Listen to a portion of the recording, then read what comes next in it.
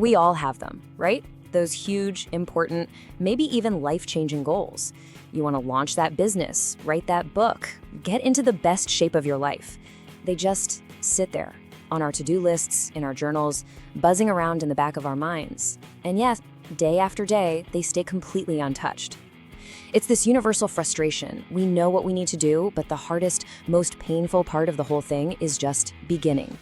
So this explainer, it's all about mastering that one single moment, the first 10 seconds. Now here's the crazy part, the central paradox of it all. You'd think that the more a goal means to you, the easier it would be to get started. But behavioral science actually shows us the exact opposite is true. The bigger the dream, the more our own biology literally works against us, putting up this powerful, invisible wall of resistance. We're going to unpack exactly why that happens, and more importantly, how you can use a dead simple system to bypass it completely. So let's start with this idea I call the mountain paradox. It's this totally counterintuitive rule that your biggest ambitions are almost always the source of your worst procrastination. You know, the reason you can blast through 100 emails but can't even touch that one critical project, that's not a failure of discipline. It's actually a feature of how your brain is designed. It's like you're trying to move a mountain before you've even decided to pick up a single tiny pebble. And this right here shows you the core conflict perfectly. On one side, you've got the mountain, that vague project like launch business. Now to your brain, that isn't some inspiring vision, it's a metabolic threat. It is a huge, undefined blob of effort that triggers your brain's ancient energy-saving circuits. But on the other side, you've got the pebble, a tiny, zero-friction action like open laptop. It's so non-threatening, your brain doesn't even bother registering it as work. The secret isn't finding more willpower to move the mountain. It's mastering the art of only focusing on the very next pebble. You know, there's a scientific term for this resistance. It's called activation energy. Think of it like the initial push needed to get a heavy boulder rolling. Now, what's so crucial to understand is that this energy barrier has nothing to do with how hard the work will be later on. It's all about the friction of the start. That feeling of dread when you just think about doing your taxes? Yep, that's activation energy. The good news is you don't overcome it with brute force. You just shrink the task until the activation energy is basically zero. So let's be really clear here. This is not a moral failing. It's not about you being lazy or unmotivated. There is a predictable biological process happening inside your head every single time you put off something important. So what's really going on in there? All right, now we get to the diagnosis. We're going to look at the neuroscience of your brain's internal veto power, the science behind what I call the initiation freeze. This is that invisible wall you slam into when you try to start a big task. And, understanding this is the absolute first step to tearing it down. We have all felt this, the initiation freeze. It's that moment you sit down at your desk, you look at your to-do list, you see that one massive project, and nothing. You just feel paralyzed. Your brain goes into this weird standby mode, and to escape how uncomfortable that feels, you grab your phone, you start scrolling. That's the doom scroll. It's not relaxation, it's a neurological escape hatch. It's your brain literally running away from the cognitive overload of an undefined task. Okay, listen up, because this is one of the most important takeaways you're gonna get. Vague nouns are cognitive landmines. When your prefrontal cortex, that's the logical planning part of your brain, sees a task like do taxes, it doesn't see a clear list of actions. It just sees this giant fuzzy blob of effort. And that ambiguity, it triggers a subtle stress response in your amygdala, your brain's threat detection center, which basically decides that the energy required to even figure out where to start is way too expensive. And so it hits the brakes hard. So the problem is actually baked right into how we make our to-do lists. They are filled with what I call result-oriented nouns, like marketing strategy. But those are outcomes, not actions. Your brain needs action-oriented verbs that describe a physical movement. Without them, you're just left in this mental fog, a state of confusion about the very next step, which leads straight to decision fatigue. You burn all your mental energy just trying to decide what to do before you've even done a single thing. I really want you to let this sink in. You are not lazy. You are not undisciplined. Your brain is a finely tuned survival machine, and it's designed to conserve energy. When it sees a goal that looks too big, too vague, too heavy to lift in its current form, its protective instinct is to just shut the whole operation down. Procrastination isn't some character flaw, it's a self-preservation mechanism. And once you really get that, you can stop fighting yourself and start working with your biology. Okay, so we've diagnosed the problem. Now what's the fix? This is a clear, actionable 3-step system for deconstructing any overwhelming task until it generates literally zero resistance. We call it the Atom Protocol because we are going to shrink your tasks down to their smallest possible unit of action, making them absolutely impossible to resist. Here are the 3 layers of the protocol, and they work together like a complete system. First up is the Physical Verb Filter, where we force total clarity by turning vague ideas into concrete physical movements. Second, we have the 10-second shrink, where we find a next action so microscopically small it's basically impossible to say no to. And finally, the tool coupling anchor, where we strategically set up our environment so that starting is the easiest thing to do.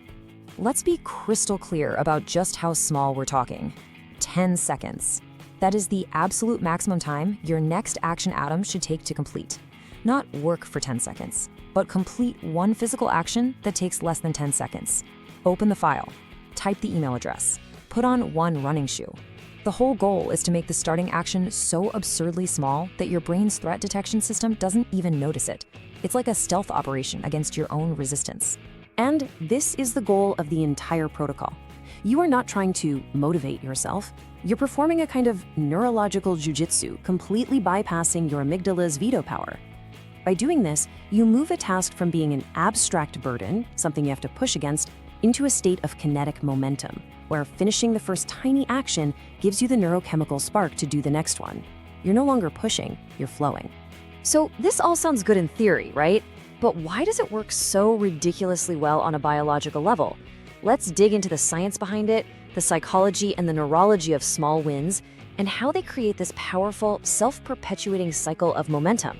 The first principle at play here is something called the Zeigarnik Effect. Psychologists discovered that our brains are fundamentally wired with a closure drive.